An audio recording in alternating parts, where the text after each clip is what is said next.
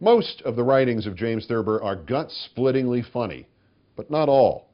There was a lot about love in his stories, most of it expressed to dogs. This story speaks for itself with very little introduction necessary. It was published first in My World and Welcome to It, and it dates from 1937. Memorial by James Thurber. She came all the way from Illinois by train in a big wooden crate 13 years ago, a frightened black poodle not yet a year old. She felt terrible in body and worse in mind. These contraptions that men put on wheels in contravention of the law of nature, which holds that the feet must come in contact with the ground in traveling, dismayed her. She was never able to ride 1,000 yards in an automobile without getting sick at her stomach, but she was always apologetic about this frailty, never, as she might well have been, reproachful. She tried patiently at all times to understand man's way of life, the rolling of his wheels, the raising of his voice, the ringing of his bells, his way of searching out with lights the dark, protecting corners of the night, his habit of building his beds inside walls, high above the nurturing earth. She refused, with all courtesy, to accept his silly notion that it is better to bear puppies in a place made of machined wood and clean blue cloth than in the dark and warm dirt beneath the oak flooring of the barn. The poodle was hand in glove with natural phenomena. She raised 2 litters of puppies, 11 each time, taking them in her stride, the way she took the lightning and the snow. One of these litters, which arrived ahead of schedule, was discovered under the barn floor by a little girl of 4.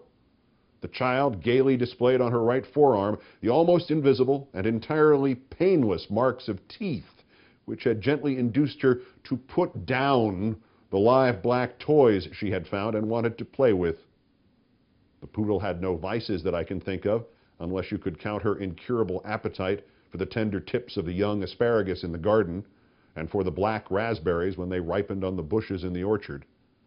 Sometimes, as punishment for her depredations, she walked into bees' nests or got her long, shaggy ears tangled in fence wire.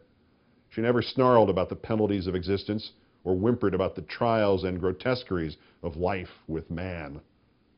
She accepted gracefully the indignities of the clipping machine, which, in her maiden days, periodically made a clown of her for the dog shows, in accordance with the stupid and unimaginative notion, inherited from the drunken Romans, that this most sensitive and dignified of animals is at heart a fool.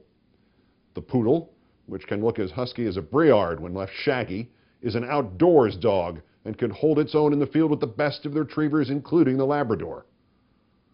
The poodle won a great many ribbons in her bench days and once went best of breed at Madison Square Garden.